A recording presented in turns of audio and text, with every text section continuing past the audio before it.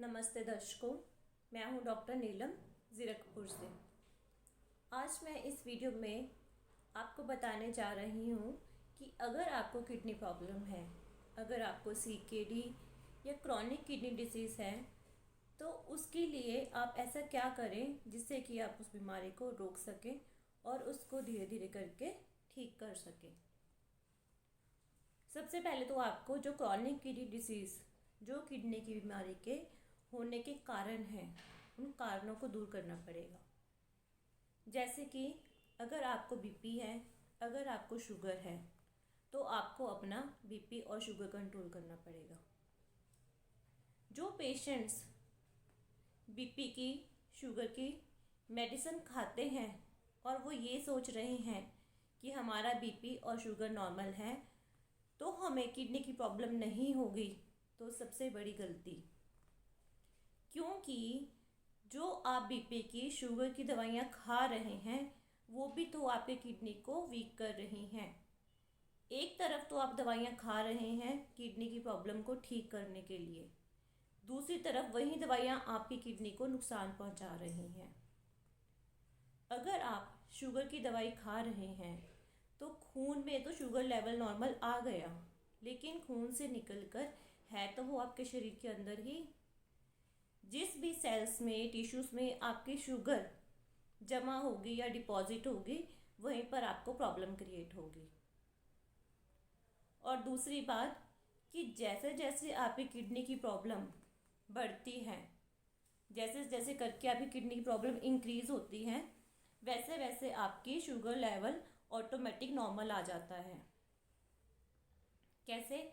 जैसे मान लीजिए कि 1 गिलास पानी का है, उसमें मैंने आपको 4 चम्मच चीनी के घोल दिए। अब आप बोलेंगे कि ये पानी तो मीठा हो गया, लेकिन अगर उसी में मैं 1 गिलास पानी और मिला दूँ तो शुगर इक्वल हो गई ना। तो इसी तरह जिन पेशेंट्स के गुर्दों में अफेक्ट होता है, मतलब गुर्दों की कार्य क्षमता कम होती है, उसमें शरीर में पानी की क्वांटिटी ज़्यादा हो जाती है। मतलब वही शुगर 5 लीटर की जगह 6 लीटर पानी में होती है, तो इसलिए शुगर ऑटोमेटिक ही कम आ जाती है। पिछले 7 साल से मैंने इतने किडनी पेशेंट्स देखे हैं कि उनमें से ऑलमोस्ट 90 to 95% पेशेंट्स की शुगर की सारी दवाइयाँ बंद हो जाती हैं। मतलब कि जो शुगर लेवल है, जैसे जैसे किडनी प्रॉब्लम बढ़ती है वैसे वैसे वो ऑटोमेटिक नॉर्मल आना स्टार्ट हो जाता है। इसका कारण ये है कि पहले वही शुगर 1 गिलास पानी में होती है, बाद में उसमें 1 गिलास पानी और ऐड कर देते हैं तो शुगर ऑटोमेटिक नॉर्मल आता है। तो शुगर की दवाइयाँ आपकी वैसे ही बंद हो जाती है। अब दूसरा कारण है कि अगर आपको किडनी में स्टोन है, पॉलीसिस्टिक किडनी डिसीज़ है, तो आप इसकी मेडिसिन लेकर इसको स्टार्टिंग में ही क्योर कर लीजिए। क्योंकि किडनी स्टोन है, बड़ी आराम से मेडिसिन से वो ठीक हो जाता है। कुछ पेशेंट्स आते हैं जो बोलते हैं हमने किडनी का एक बार ऑपरेशन करवाया है स्टोन का, तो सेकंड बार हो गई है, सेकंड बार ऑपरेट हुआ तो थर्ड बार करवा लिया। मतलब जितनी बार आप ऑपरेट करवाते हैं, आप ध्यान रखिए कि जितनी बार फॉरेन चीज़ आपकी किडनीज में जाती है वो आपकी किडनी की मसल्स को वीक कर देती है। इसलिए कोशिश करें कि ऑपरेशन कम से कम करवाएं या ना ही करवाएं, पहले ही परहेज़ करके आप उसको ठीक कर लें, मेडिसिन से उसको ठीक कर लें। पॉलीसिस्टिक किडनी डिजीज़ है, उसको आप आराम से रोक सकते हैं, इवन तक 30 to 40% आराम से कम कर सकते हैं। क्या तो होता है, जैसे मेरे पास पेशेंट आते हैं पॉलीसिस्टिक किडनी डिसीज़ है, तो उन्होंने सुना होता है कि किडनी की प्रॉब्लम है तो शरीर में सूजन आ जाती है, पानी का इंटेक कम कर लो। बट पॉलीसिस्टिक किडनी डिसीज़ में अगर आपका RFT ठीक है, GFR नॉर्मल है, तो आपको पानी की क्वांटिटी कम करने की रिक्वायरमेंट नहीं है। क्योंकि सिस्ट तभी बनता है जब आपने पानी का इंटेक कम किया होता है। तो पानी का इंटेक आप जितना आपको ज़रूरी है उतना डेली लें। हाइड्रोनेफ्रोसिस, जिसमें कि गुर्दे में पानी भर जाता है, अगर गुर्दे में लंबे समय तक पानी भरेगा तो गुर्दे में इन्फेक्शन हो जाएगा और धीरे धीरे करके आपकी जो किडनी है वो वीक होना स्टार्ट हो जाएगी। अब मान लीजिए कि एक पतीला है, उसमें मैंने पानी भर दिया, उसमें से मैं पानी नहीं निकालूंगी 6 महीने तक। उसके बाद क्या होगा, जब आप पतीला देखेंगे उसके आसपास वाइट वाइट कैल्शियम जो है वो डिपॉजिट हो जाता है और पानी जो है गंदा हो जाता है, मटमैला हो जाता है। और अगर एक पतीला है मैं उसको रोज़ धो के रोज़ साफ पानी भरती हूँ तो दोनों में फ़र्क होता है ना। तो इसी तरह अगर आपके गुर्दे में पानी भरा है, जैसे कि एक तो पथरी के कारण हो गया, पथरी आप निकल जाएगी तो आपका हाइड्रोनेफ्रोसिस ठीक हो जाएगा। लेकिन जैसे पेशेंट्स हैं जिनका यूरिन स्ट्रक्चर है, मतलब पेशाब की नली टाइट है। देखो, पेशाब की नली अगर टाइट है तो उसका कोई परमानेंट सोल्यूशन नहीं है। मैं नहीं कह रही कि आयुर्वेदिक में या होम्योपैथिक में आपका स्ट्रक्चर ठीक हो जाएगा। उसके लिए डॉक्टर स्टंट डालते हैं, लेकिन जितनी बार आप स्टंट डलवाते हैं उतनी बार आपकी किडनी को नुकसान पहुंचता है। तो इसके लिए आप ये कर सकते हैं कि आपका जितना भी गुर्दे में पानी भरता है वो रोज़ की रोज़ निकल जाए और नया पानी भरेगा। तो इससे एटलीस्ट आप किडनी के इन्फेक्शन से बच सकते हैं और उसकी वजह से आप किडनी जो है आपके लंबे टाइम तक काम कर सकती है। अगर आपको किडनी की प्रॉब्लम है, जैसे विटामिन डी, कैल्शियम कम हो जाता है, तो क्या करते हैं कि हम विटामिन डी और कैल्शियम के सप्लीमेंट्स लेते हैं। वो उल्टा किडनी को और नुकसान करते हैं, किडनी के ऊपर लोड डालते हैं। और ऐसी चीज़ें जो किडनी के ऊपर प्रेशर डालती हैं या किडनी के ऊपर ओवरलोड डालती हैं, आपको उन चीज़ों को बंद करना पड़ेगा।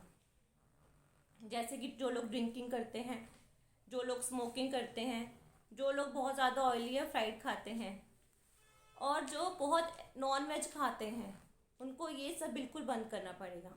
अगर आप कोई पेन किलर्स का यूज़ कर रहे हैं लंबे टाइम से, कोई स्टेरॉइड्स आप ले रहे हैं, तो आपको उनको बंद करना पड़ेगा।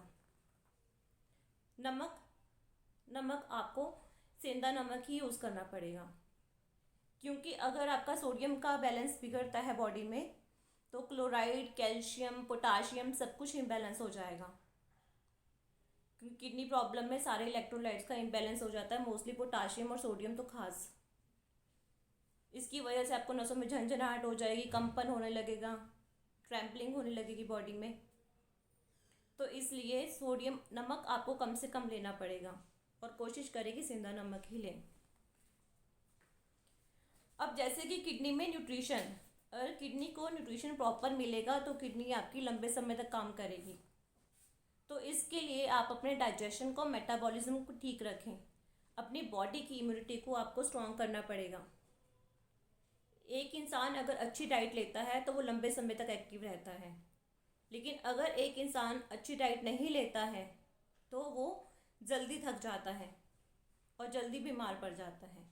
इसीलिए अगर किडनी को न्यूट्रिशन प्रॉपर मिलेगा तो वो लंबे समय तक बीमारी से लड़ सकती है। तो इसीलिए आप अपने डाइजेशन को बिल्कुल ठीक रखिए, अपने मेटाबॉलिज्म को बिल्कुल ठीक रखिए। आपका लीवर स्ट्रांग होना चाहिए, इसके लिए आपकी बॉडी की इम्यूनिटी स्ट्रांग होनी चाहिए ताकि आपके ब्लड में इन्फेक्शन ना हो। अब एक तरफ तो आप मेडिसिन्स खाते हैं कि बीपी ठीक हो जाए, शुगर ठीक हो जाए, बट ये भी तो सोचो ना कि आप खाने पीने में तो नहीं कर रहे ना परहेज़। खाने पीने में परहेज़ करेंगे तभी आपकी प्रॉब्लम जड़ से ठीक होगी। एक तरफ तो आप शुगर की मेडिसिन खाते हैं शुगर कंट्रोल करने के लिए, दूसरी तरफ चीनी खा रहे हैं, पैक्ड फूड खा रहे हैं, मार्केट की मैदा, पिज़्ज़ा, बर्गर खा रहे हैं, तो क्या फ़ायदा। और दूसरा बात, एक्सरसाइज। आपको पता है जब आपकी किडनी ख़राब होती है तो टॉक्सिन्स ब्लड में सर्कुलेट करते हैं, जिसकी वजह से किडनी तो चलो जो है वो है, बाकी ऑर्गन्स को भी न्यूट्रिशन नहीं मिलता है। और बाकी आपको सिर्फ किडनी के ऊपर नहीं, बाकी ऑर्गन्स पे भी फोकस करना पड़ेगा। बॉडी में ऑक्सीजन लेवल आपको नॉर्मल करना पड़ेगा। इसके लिए आपको डेली ताज़ी हवा में बैठना पड़ेगा, एक्सरसाइज करनी पड़ेगी, योगा करना पड़ेगा, ताकि ऑक्सीजन लेवल भी आपकी बॉडी का मेंटेन रहे। और आपको ऐसी कोई भी चीज़ें नहीं खानी जिसकी वजह से आपकी बॉडी की इम्यूनिटी डाउन हो। कोई नॉन वेज नहीं लेना। प्रोटीन की डाइट आपको कम करनी पड़ेगी। सफ़ेद चने हैं, काले चने हैं, राजमा हैं, दालें ऑलमोस्ट सारी बंद करनी पड़ेगी क्योंकि उसमें प्रोटीन होता है। जितनी ज़्यादा दालें आप खाएंगे उतना आपका यूरिया क्रिएटिनिन बढ़ेगा। तो इसलिए प्रोटीन की डाइट कम से कम। अगर आपका हीमोग्लोबिन कम आता है तो ब्लड ट्रांसफ्यूज़न की जगह कोशिश करें कि आप मुनक्का, किशमिश, अंजीर या फिर फुल मखाने आते हैं वीकनेस के लिए, आप उसको यूज़ करें। जितना हो सके नेचुरल डाइट के ऊपर रहें, क्योंकि मेडिसिन्स आपकी किडनी को और ज़्यादा नुकसान करती हैं। चाहे वो एलोपैथिक हो चाहे वो आयुर्वेदिक हो। होम्योपैथिक मेडिसिन का कोई साइड इफेक्ट नहीं होता है, क्योंकि उस मेडिसिन में जो केमिकल्स होता है उसकी क्वांटिटी इतनी ज़्यादा कम होती है कि वो बॉडी पे कोई साइड इफेक्ट नहीं करती है। तो दोस्तों आज के लिए इतना ही। नमस्ते। और अगर आपको मेरा वीडियो पसंद आए तो आप इसको शेयर कीजिए, लाइक कीजिए, सब्सक्राइब कीजिए और हाँ, नोटिफिकेशन का बेल आइकॉन पर ज़रूर क्लिक करें ताकि मेरी आने वाली वीडियोस के बारे में आपको पता चलता रहे। नमस्ते।